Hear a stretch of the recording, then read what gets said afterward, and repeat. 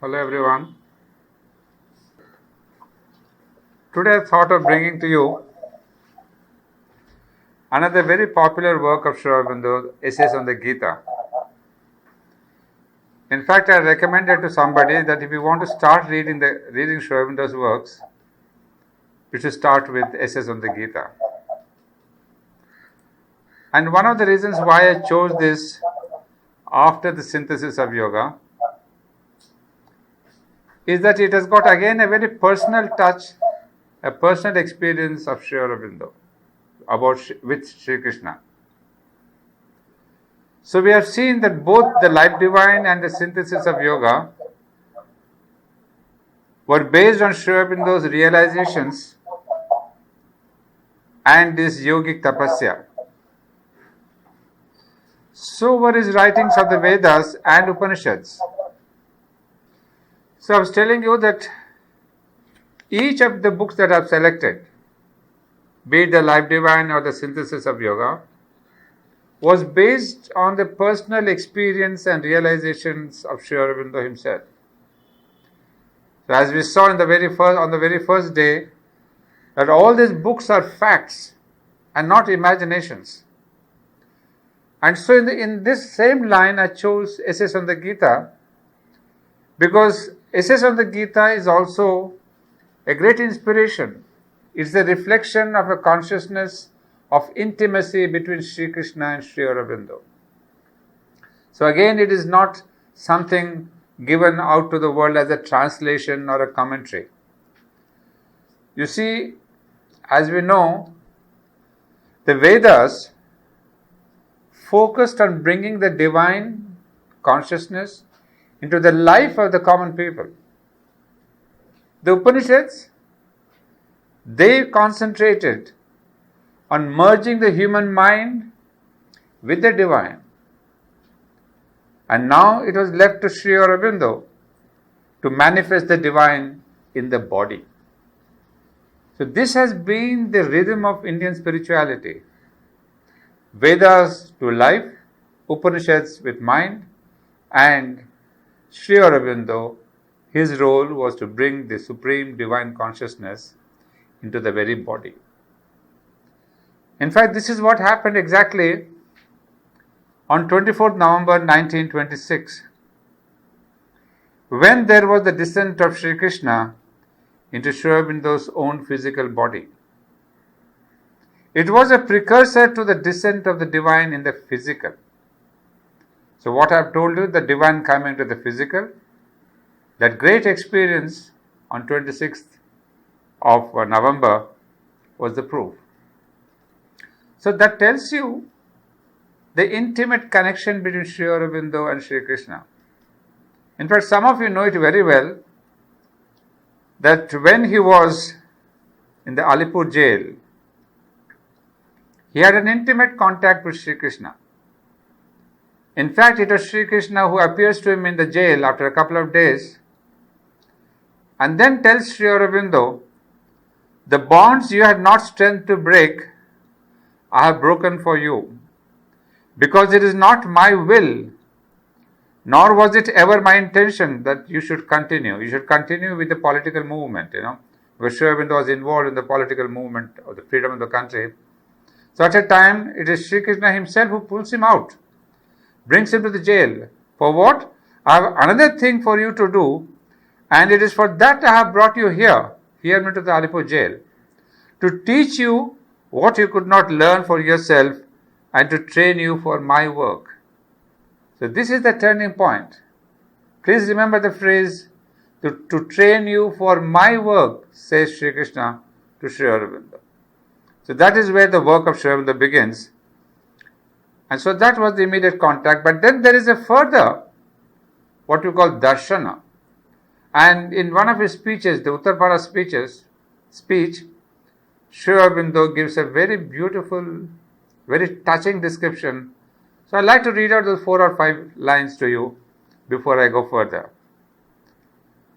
He says, in the jail, it was while I was walking that his strength again entered into me. I looked at the jail that secluded me from men And it was no longer by its high walls that I was imprisoned. No, it was Vasudeva who surrounded me. I walked under the branches of the tree in front of my cell, but it was not the tree. I knew it was Vasudeva. It was Sri Krishna whom I saw standing there and holding over me his shade. I looked at the bars of my cell, the very grating that did duty for a door, and again I saw Vasudeva. It was Narayana who was guarding and standing sentry over me. Or I lay on the coarse blankets that were given to me for a couch and felt the arms of Sri Krishna around me, the arms of my friend and lover. This was the first use of the deeper vision he gave me. I looked at the prisoners in the jail, the thieves, the murderers, the swindlers, and as I looked at them, I saw Vasudeva. It was Narayana whom I found in these darkened souls and misused bodies. I looked, and it was not the magistrate whom I saw, it was Vasudeva. It was Narayana who was sitting there on the bench. I looked at the prosecuting counsel, and it was not the counsel for the prosecution that I saw. It was Sri Krishna who sat there. It was my lover and friend who sat there and smiled. Now do you fear? He said. I am in all men, and I overrule their actions and their words. My protection is still with you. So you can guess from here what was the connection. It was really almost a consciousness identified. Because even when Sri Aurobindo was supposed to go to Chandanagar, it was Sri Krishna who told him to go to Chandanagar. And again, the voice of Sri Krishna who told which told Sri Aurobindo to come to Pondicherry. So we see that his essays on the Gita is a kind of a recognition of Sri Krishna's help. In one of the letters to a sadhak who was complaining about his surrender to Sri Krishna, etc., Sri Aurobindo writes, if you reach Krishna, you reach the divine. If you can give yourself to him, you give yourself to me. So friends, this is in brief to tell you that there was an absolute identity of consciousness between Sri Krishna and Sri Aurobindo. Not only an identity of consciousness, but in 1926, Sri Krishna himself entered the physical of Sri Aurobindo. So even on the subtle physical, they were merged. So imagine this is Sri Krishna and Sri Aurobindo who wrote those essays on the Gita.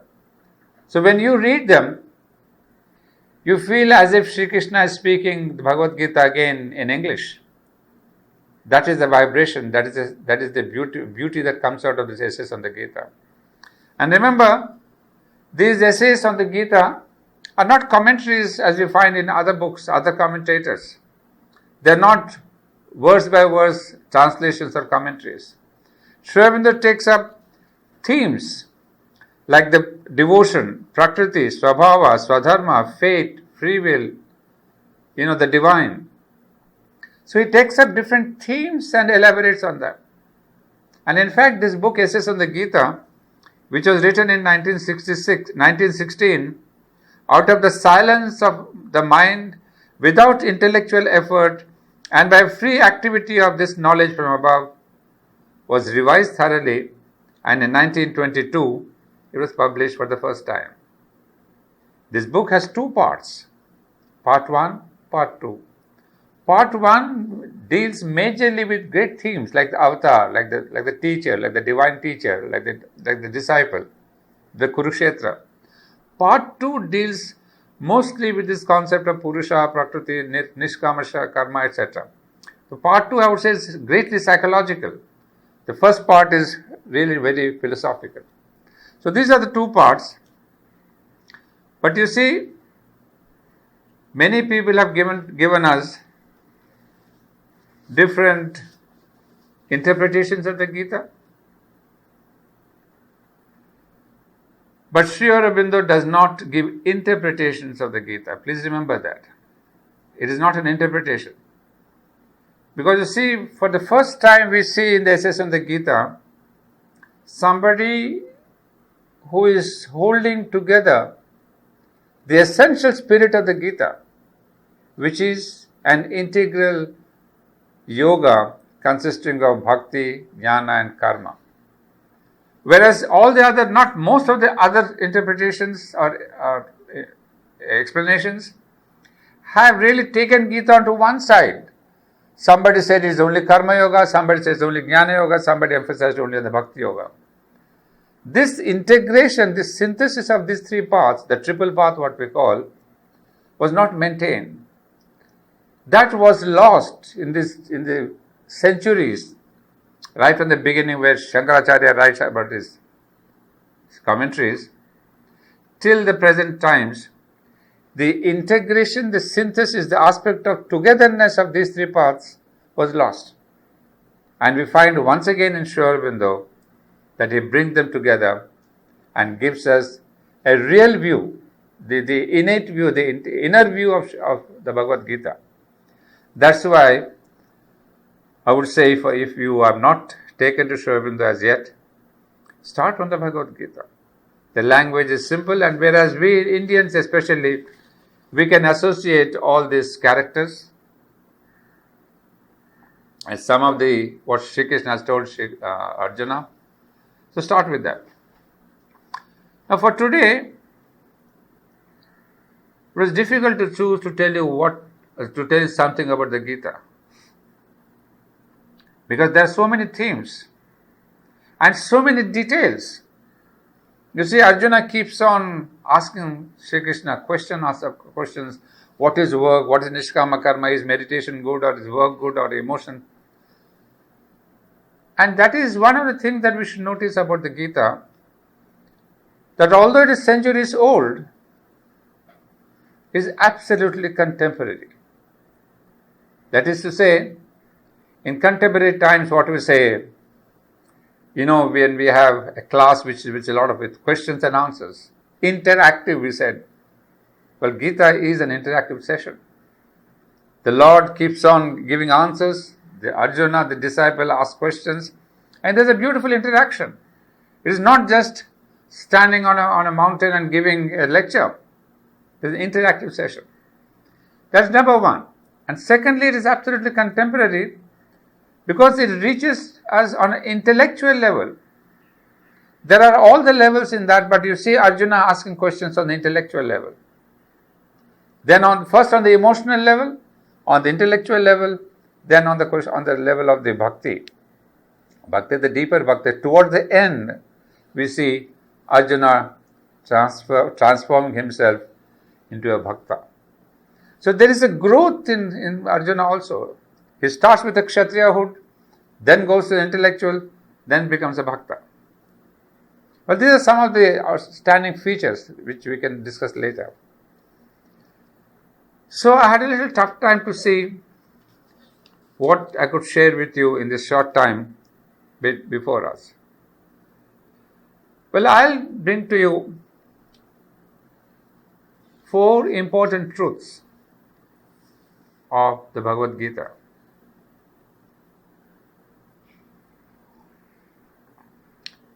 You see, of course, these 4 truths are in the light of what Sri Aurobindo himself has selected.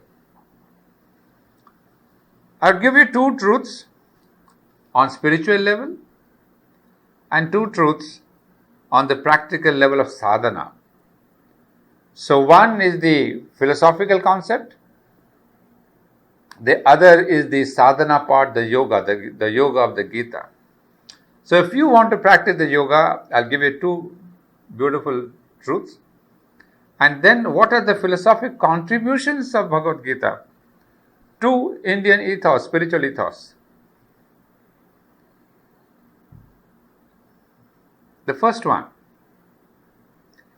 which comes, the first philosophical truth, they come in chapter 2 and chapter 4.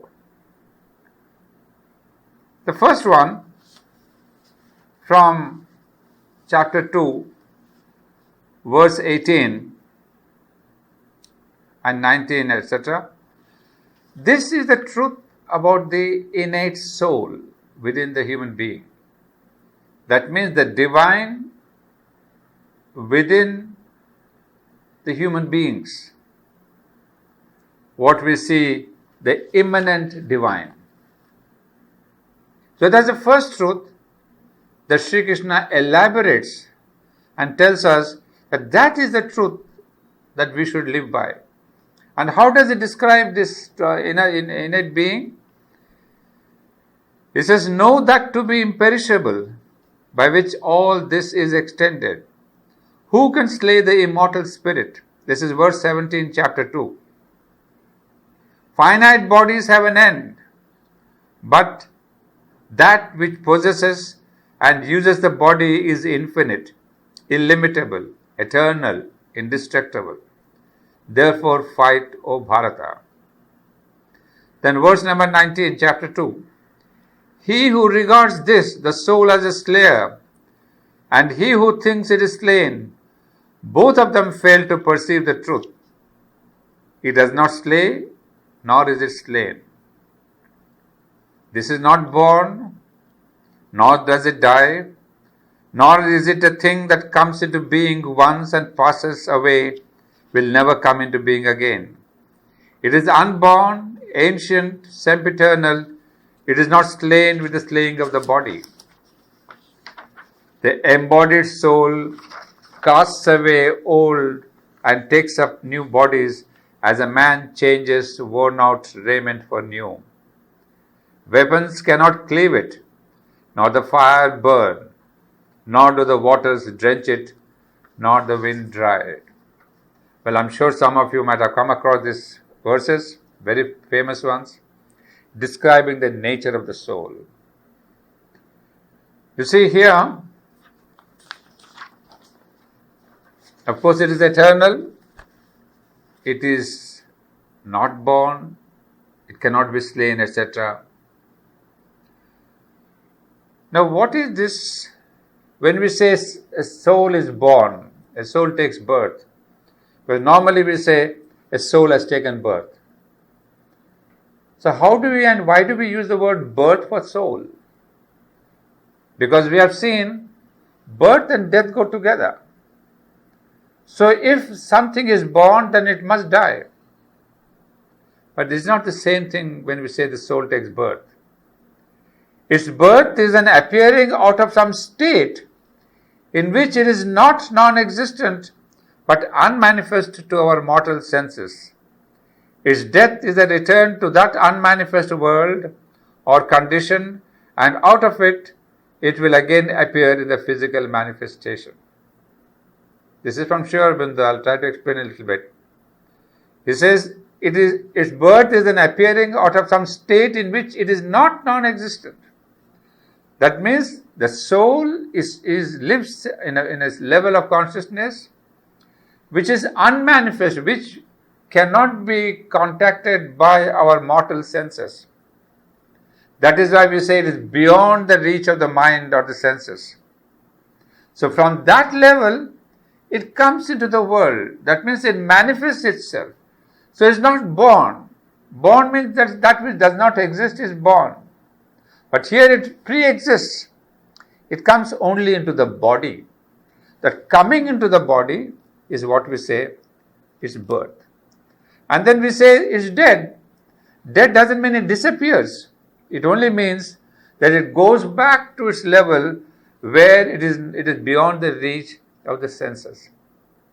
That is why the soul never dies, nor is it ever born.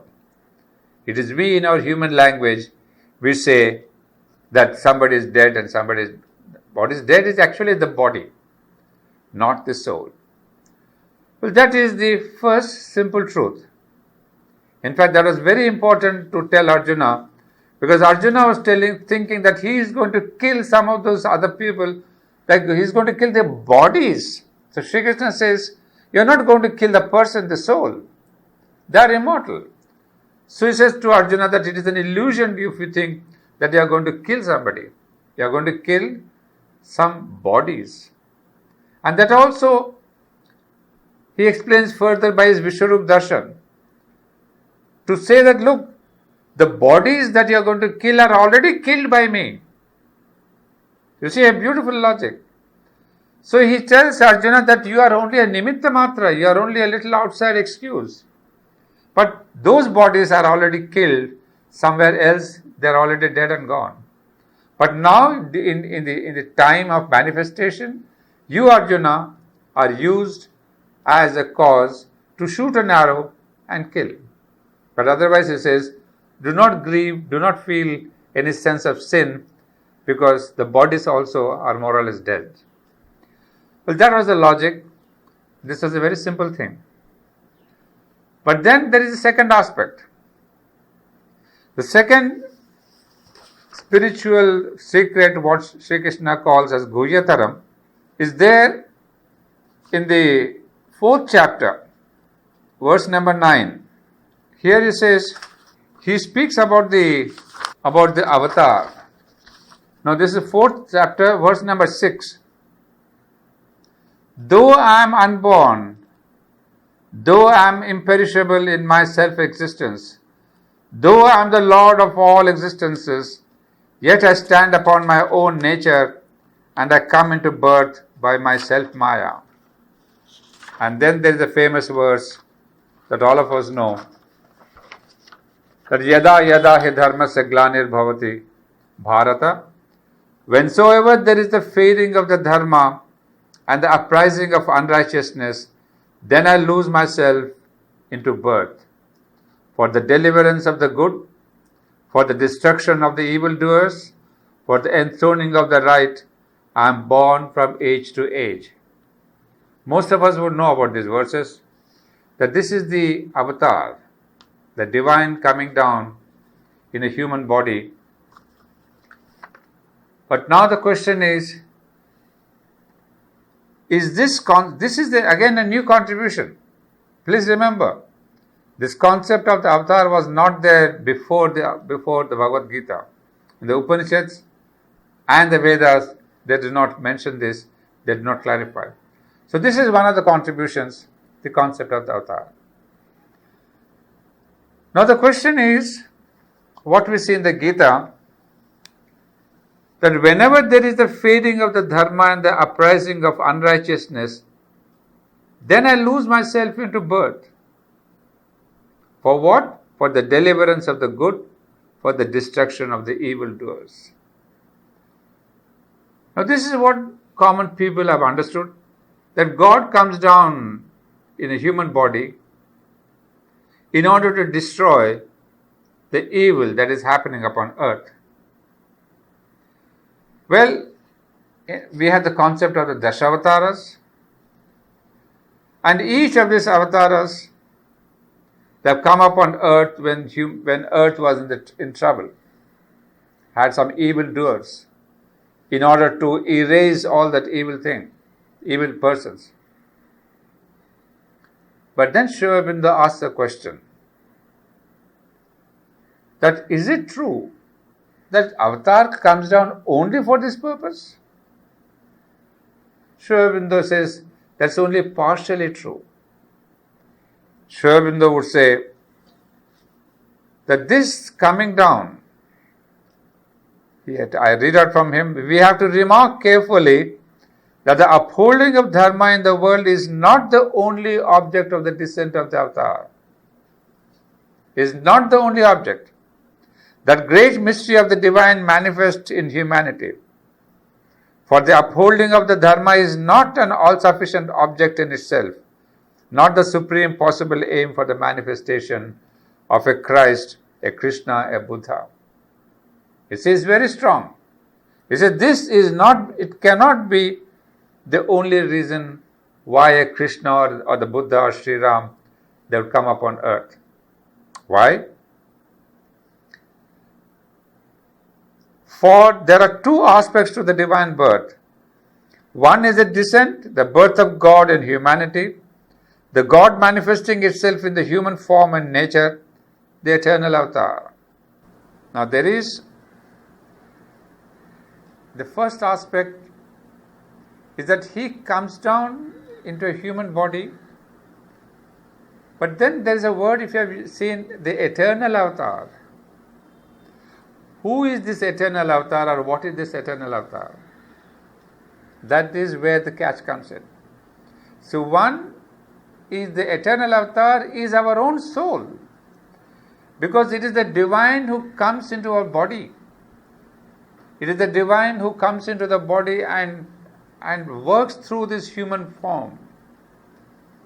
That is there in every human being. So that is also what we say the word avatarana, incarnation. Because the soul, from where does it come? It comes from the Supreme. So that is the first concept of the avatar, the eternal avatar. Then there is the second concept, that time to time, like we have the Dashavataras, he comes in a physical body, taking upon himself the human nature, human problems, human difficulties, all that human body has, but for two purposes. It is not just for the sake of destroying the evil, as is said. It is also for some other purpose, that is, as we said earlier, for the purpose of an ascent. That is the birth of man into the Godhead. Remember these two phrases. One is the birth of God in humanity, that's the descent, and then the ascent is the birth of man into Godhead. So these are the two things. One, he comes down, and the other, so that man can be born into the Godhead. So that is the ascent of man. So Sri Aurobindo emphasizes on this ascent of man, rather than saying that avatar comes only to destroy the evil or to take away all that is disturbing humanity, what he calls deliverance of the good and for the destruction of evildoers. Why is Sri Aurobindo not emphasizing what Sri Krishna has said there? Because Sri Krishna says, I come for the deliverance of the good and the destruction of the evil. But Sri Aurobindo says, no, that is only a partial truth. The second one, the ascent, is more important. That is to say, to lead human beings to a higher consciousness. To lead humanity to a higher level of consciousness in its evolution of the earth. So they have not come to establish a religion. It is we who make a religion out of Sri Krishna, we make a religion out of Sri Rama, we make a religion of Narasimha Avatar, and we have temples and godheads and all that. They have not come for that. And then we read the stories that Sri Krishna came to kill whatever the falsehood it was there, Kansa or something, or Kansa, and Sri Ram came to kill Ravana. These are not his business, to kill Ravana or to kill Kansa. What's the business of the divine? Is to make possible the ascent of the human being. Sri Aurobindo gives a beautiful answer. He is saying, if it is only to take away or to kill the evildoers, he need not come physically. From his level itself, he can work through kings, or through some religious teachers, or through some vibhutis, or through some great workers. So you understand the logic? He says, just to take away destruction of the evil, he has many means here. Kings and sages and warriors and vibhutis. So he says, that is not true.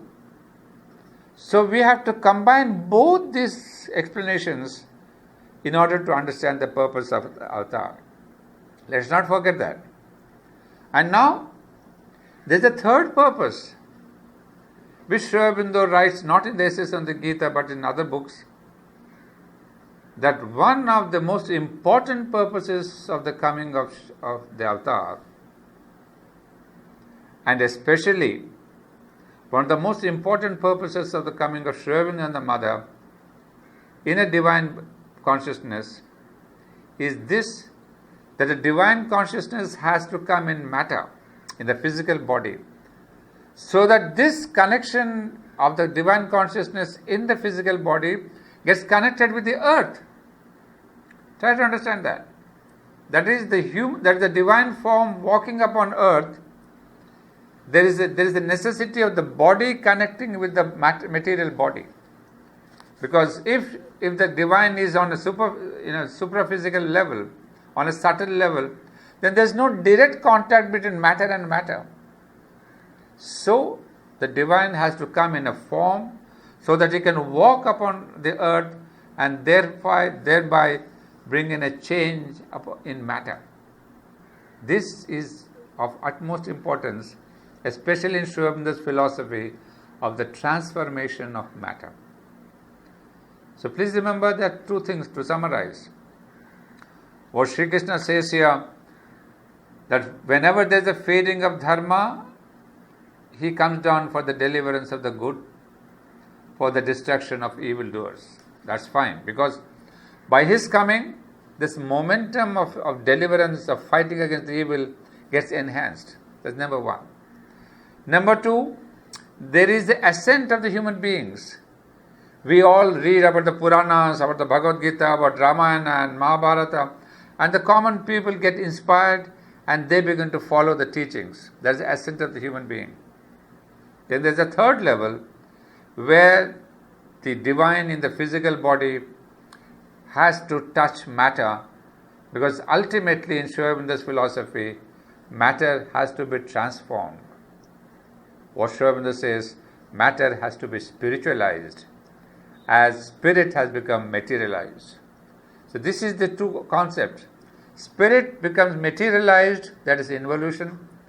Matter becomes spiritualized, that is evolution. So in this question of matter becoming spiritualized, the divine has a great role of taking the body and then touching the earth with his own body. So friends, these are the two major contributions. The concept of the soul and the concept of the avatar. Now I come to the next level.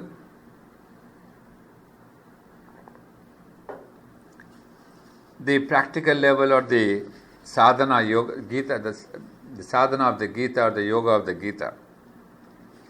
Because many people read the Gita to get some hints as to how we can develop our life, improve our life. Well, here too, there are two simple truths. Many of you again know about this, but I'll put it succinctly. One is the nishkama karma. That is, there are three stages in this. In fact, if you want to give it in Sri Aurobindo's words as summarized, there are three steps in Gita Yoga. Very simple, not at all complicated, like Sri Aurobindo's synthesis of yoga. Three simple steps. The first one is the renunciation of desire, and a perfect equality of works have to be done as a sacrifice by man as the doer. So number one, we are all the doers, one who is doing the action. But normally as doers, what do? We do an action out of my own ego, for the satisfaction of my ego. I plan, I do, I am the great man, I am the deliverer. So always there is the I. And Sri Krishna says, yes, that is the beginning. Each one of us has to work as the I. In fact, in Sri Aurobindo's language, ego is the helper, ego is the bar. This is the first stage where in the doer, the ego is the helper. Otherwise, there is no motivation. If I don't get a name, if I don't get fame, if I don't get money, why should I do the work? So for the common human lot, the ego is the doer. Then, where does sadhana come in? Where does Gita Yoga come in? How is there a spirituality? So there's a beautiful little twist. He says, you do the work as a doer with all your ego, no problem. But the only thing is, renounce. do not have attachment to this question of desire and have a perfect equality. That means he says, how do we have equality and renunciation of desire? A simple trick, by a sacrifice to a deity who is the supreme. Here comes the first clue. You be the doer, take help of all your ego, do everything in the name of ego, but just at the end of the day, at the end of the act, just tell the Lord, whoever is your Lord may be, that, oh Lord, this is a sacrifice at the altar of thy name. This is a beautiful combination. You are the doer, you are the ego, and yet if you can just offer all that action, all that thought and emotion, there you are. That's the beginning of the yoga sadhana of Gita. Number 2,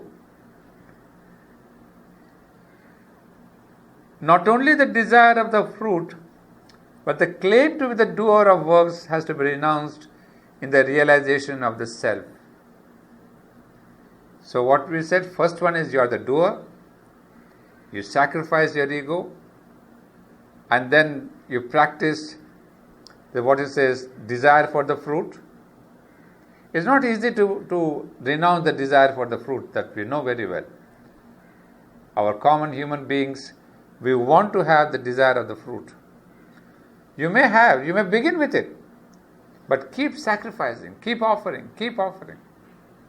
Then you reach a stage, second level of the Gita Yoga, where you say, I am not the doer. You see, that ahankar, that I am the doer, fades. It becomes slimmer. And then you begin to realize that there is a universal force behind me, what we call Prakriti. That is the real doer. That Prakriti is doing through my Swadharma. You see, that's what Sri Krishna tells Arjuna, that you will be bound to do this work of being a warrior, because you are a Kshatriya. As a Kshatriya, your nature is to fight.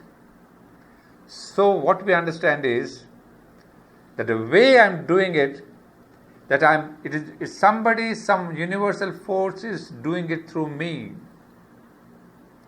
So I am not the doer, but I am only a kind of a receiver of a force that is guiding me. That is the second level. The third level, the Supreme Self has to be seen as the Supreme Purusha governing this Prakriti. There is a third level where you are not the doer, you are not the instrument, because second level is instrument. If you want to give a word, first level is doer, second level is instrument, and the third level, you are neither the doer nor the instrument. It is neither the Prakriti who is doing the work, nor are you doing the work. It is Supreme Lord. It is the Purusha. It is the Purushottama who is doing the work. It is the Purushottama who is the nature, the universal force. It is the Purushottama who is working in the individual. So you see this complete question of the doer, the instrument, all that vanish, and you see only the presence, you feel only the guidance and the presence of the Supreme Divine, the Purushottama. So these are the simple 3 stages. It looks simple to tell you, but try and practice, we'll see. It takes lives together to practice something. Well, now we come to the second point of the Gita Yoga. The first one was this, practice of these 3 steps. And then we have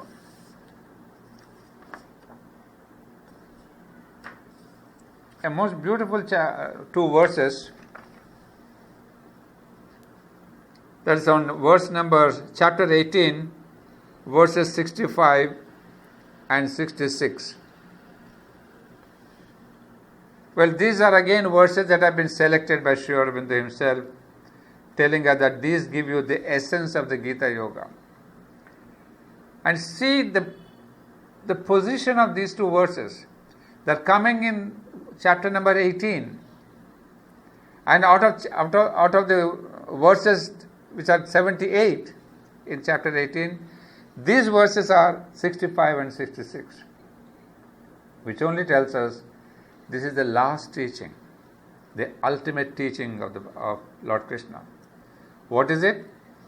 There he says, Manmanabha madbhakto madhyaji mam namaskuru. I cannot but quote this because these are Sri-Aurobindo's own selections.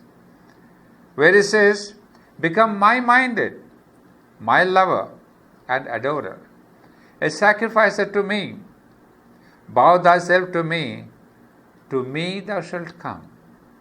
This is my pledge and promise to thee, for dear art thou to me. A beautiful verse, almost summarizing the entire Gita, because he says that you, manmana bhakta, become my-minded. Manmana or tanmana means to see him in every being, to remember him at all times. You see, manmana, put your mind towards me at all times. It's quite a quintessence of the Gita that turn your mind towards me at all times. What does it imply? That you must begin to see the divine and remember him at all times, in all things. That's the first conversion of your mind. The focus of the mind must be that the Lord is in everything, that the Lord is in at every moment. So even if the mind gets tuned to this kind of a thinking, imagine what happens to our angers and jealousies and problems and violence and all that. But friends, I know it is difficult. Very, very, almost impossible. But this is what the yoga means. One has to practice doing it. Then the question next is, Mad Bhakta, become my devotee, signifies union with him founded on an entire faith and love. So first was the mind, manmana, mad bhakta. The second level is of the bhakti yoga, where you put all your faith and love in the divine. And then the third one, madhyaji mam namaskuru, means offering of all works. You see, the jnana yoga, bhakti yoga and karma yoga. That means offer all your works, big and small, to Sri Krishna, but without the egoistic interests and fruits of the work. You see, this verse we often quote because Sri Aurobindo has given us, because this is the quintessence of Bhakti Yoga, Jnana Yoga and Karma Yoga. And then after saying that, he comes out with the last version, which also most of us will know, that Sarva Dharman Parityajya Mamekam Sharanam Raja. Abandon all dharmas and take refuge in me alone. I will deliver thee from all sin and evil. Do not grieve.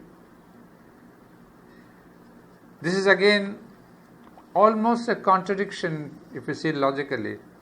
Having explained for almost 685 verses or 690 verses, then he's kind of negating himself. He says, abandon all dharmas.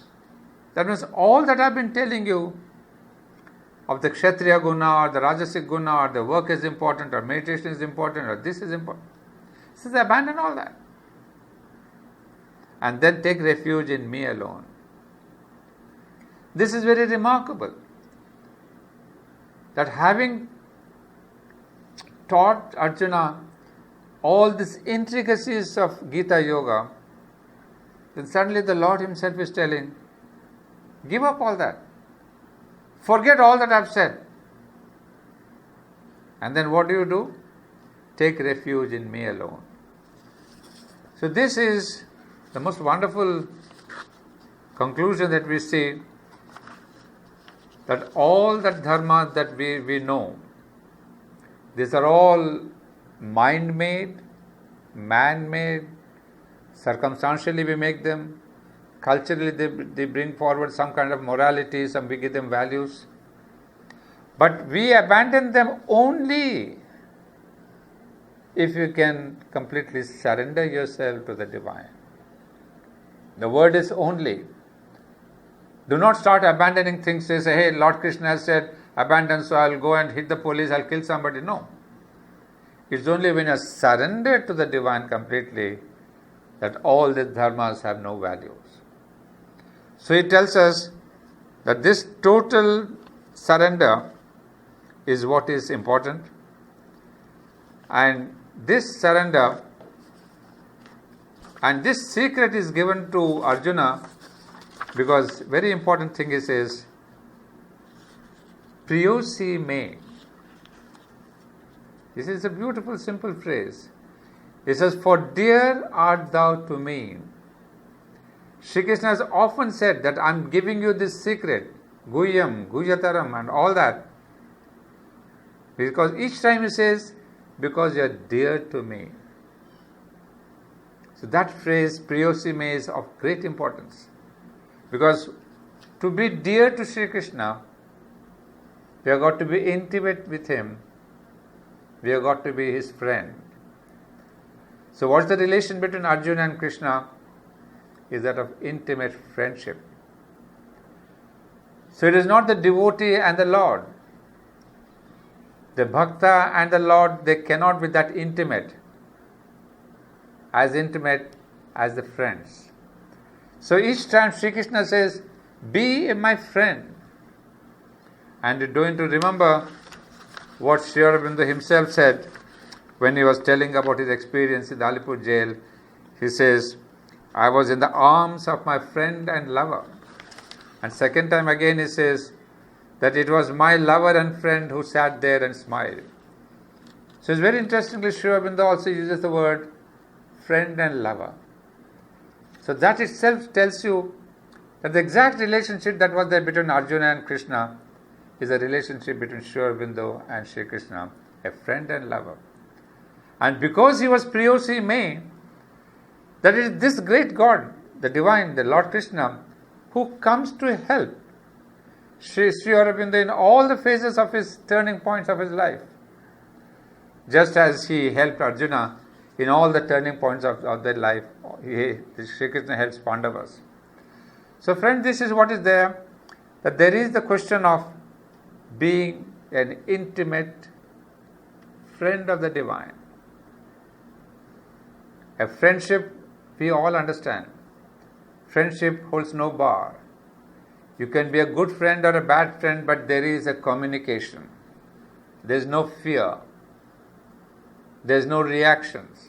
You are not afraid maybe your friend will lose you or leave you. This is the intimate relation that we need to adapt. So we have Lord Krishna on one side, who has saved Mahabharata, who has been a charioteer, who has been a king, who has been a sister, there are many multiple aspects of Lord Krishna in Mahabharata. From the supreme divine to that intimate friend. What is it he asks us to do? Is become my Priyosi me. And if we become this Priyosi me, then only he says, in the end, if you remember, he would tell us that he who with the highest devotion for me shall declare the supreme secret among my devotees, without doubt he shall come to me. And there is none among men that does more than he what is most dear to me, and there will be none else dearer to me in the world. And he who shall study this sacred discourse of ours, by him I shall be worshipped with the sacrifice of knowledge. This is the importance of reading the Gita, following the Gita. He who shall study this sacred discourse, by him I shall be worshipped with the sacrifice of knowledge. So you see, reading the Gita is not just an exercise. There is something else that the Lord Krishna gives us. He says, by him I shall be worshipped. So Gita should not be read only as a book there must be a sense of devotion behind it, behind reading. And then the most beautiful last line, wherein we see that wherever is Krishna, what we have said here, that yatra yogeshwara Krishna, yatra partho dhanurdhara. Wherever is Krishna, the master of yoga, wherever is Partha, the archer, assured are their glory, victory and prosperity, and there is also the immutable law of right. But it is not just the question of victory of your desires, victory of your wishes. When this Narayana, Lord Krishna and Arjuna, when they come together, that means out of an absolute surrender, when Arjuna gives himself, or when an individual gives himself to the Lord, what happens? It's not just happiness, it's not just success in your work, it's not just pleasure, it's not just that. Then, as we said before, the Divine Himself takes up your sadhana. The Divine too helps you in the growth of your sadhana. In fact, as we said in our previous class, the Divine becomes a sadhaka. The same concept is there that we had discussed in the synthesis of yoga in the Bhagavad Gita also. That's why this last verse, number 78, is very meaningful, that yatra yogeshwara Krishna, yatra partho dhanurdhara. So there's got to be this complete abandonment of oneself in the hands of the Krishna. That brings me to the close of both the spiritual truths and the practical steps. Spiritual truths, the soul and the avatar, the practical steps being the doer, and then the absolute surrender. Well, these are very close to what Sri Aurobindo has spoken of in the synthesis of yoga. Then some of you may feel, then what's the difference? Sri Aurobindo's Gita Yoga and Gita Yoga, or the Yoga of Sri Krishna, are they one and the same? Because both of them speak of the Bhakti Yoga and Karma Yoga and Jnana Yoga, a synthesis of all of them. But then there are a couple of differences. First thing that we see is that Sri Krishna does not speak of any spiritual evolution. In the entire Gita, there is an aspect of you fight for the divine, you surrender to the divine, you work for the welfare of humanity.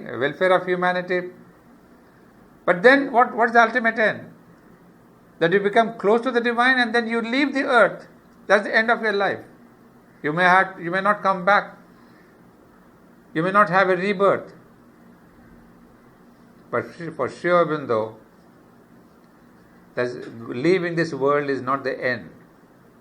It's only one exit. We will have to come back to earth, because it is upon earth that there is the evolution of the soul. The soul leaving the earth after one birth stops or cannot progress. So in Sri Aurobindo's philosophy, we must come back to earth again and again, because it is through life upon earth that the soul can progress infinitely. So there is the question of a spiritual evolution which is not discussed in the Bhagavad Gita. Then of course in the Bhagavad Gita we do not have this question of the supermind. Because of course we cannot say that these thoughts are not there in the Bhagavad Gita. Only thing that we should understand is that these truths that Sri Aurobindo has revealed today, the truths of supermind, the truths of the levels of the consciousness between mind and supermind, were not necessary in the times of the Bhagavad Gita. Humanity was not ready to understand that there are different levels. Not that humanity is ready today. It's only a handful, it's only a selected people who can understand what is supermind, what are the levels of consciousness, etc. But maybe Sri Aurobindo and the Mother have prepared some elite minds and consciousness who can really grasp the concept that there are different levels of consciousness between mind and the divine. Because otherwise, we always said man and God, as if there's nothing in between. And then, one of the most important differences is that in the Bhagavad Gita, there is no concept of Shakti. There's only the concept of Purusha, the Purushottama. And Sri Aurobindo has introduced the concept of Shakti, the concept of the mother. Again, it's because necessary for the times. Let's not say comparative. I'm not trying to compare Gita and Sri Aurobindo. I'm just trying to indicate that humanity has evolved to such a stage that where we need to have an understanding of the mid-levels, where we need to understand that the Shakti is more important than Purusha or Purushottama in the dealings with the world.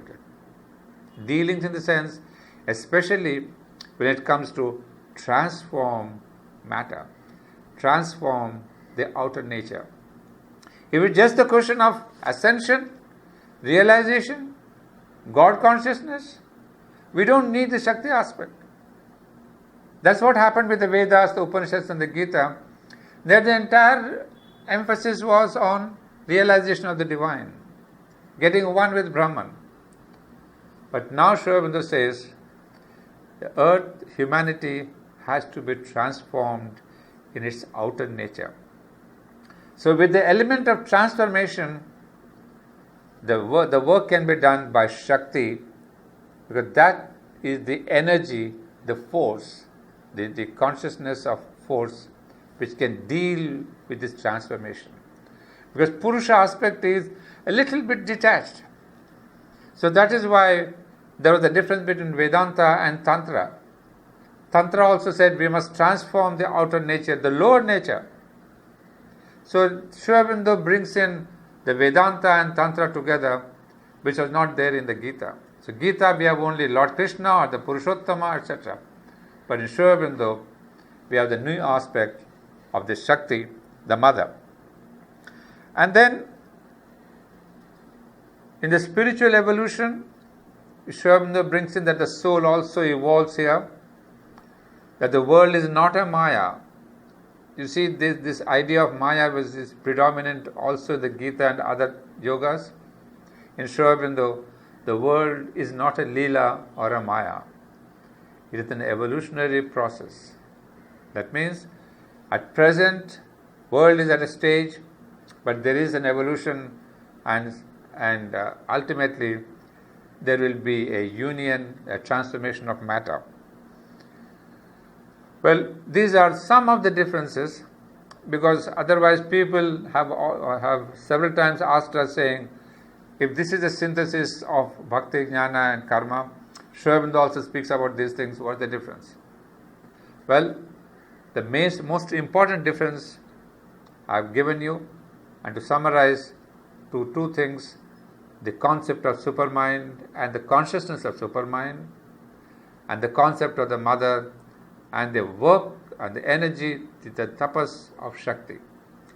These two elements were not there because they were not needed in the time of the Gita, 2000 years back or 3000 years back, whenever it was. But now evolution has come to a stage where Sri Aurobindo had to bring in this concept and this force of energy, of the mother. So it is because of the necessity of the evolution that Sri Aurobindo and the mother, they come as twin avatars, bringing the consciousness and energy to transform this world. So that's why the Gita is the most wonderful book. It comes very close to Sri Aurobindo, and yet it really takes you very close to our own Indian culture. And then the most beautiful thing is the close contact between Sri Krishna and Sri Aurobindo. So this is what comes to the end, saying that all of these books, Life Divine, Synthesis and Essays on the Gita, are almost what you call autobiography. Sri Aurobindo has had a personal contact with the Vedic rishis or Vedic deities or the goddesses. Sri Aurobindo had a personal realization of Lord Krishna. Sri Aurobindo had a personal realizations which went into the life divine. Everything was autobiographical. So these are the different facets of this person called Sri Aurobindo. What we have, the metaphysical, the yoga, the intimacy with Lord Krishna, and then his experiences of Veda. So this is why I planned out this way. But then the next plan, the summum bonum of all his experiences, is now you know what it is, which I'm going to take up next time, Savitri. The personal experience, the yogic experience, about the deities, about the mother, about the Shaktis, name it, and it's all there. So that is one composition that I made, starting from the life divine to Savitri. And then there's a whole different phase. Then Sri Aurobindo versus humanity, Sri Aurobindo versus community, Sri Aurobindo versus society, Sri Aurobindo versus nation. It is the outside. So these 4 books, Life Divine, Synthesis, Gita and Savitri, they make one unit. So friends, next time we are going to take up Savitri. So sorry if I take your time, but I know Sri Aurobindo and Sri Krishna, we can never stop their voice. One plays the flute, the other plays Savitri. So which one you want? Next time we'll see Savitri.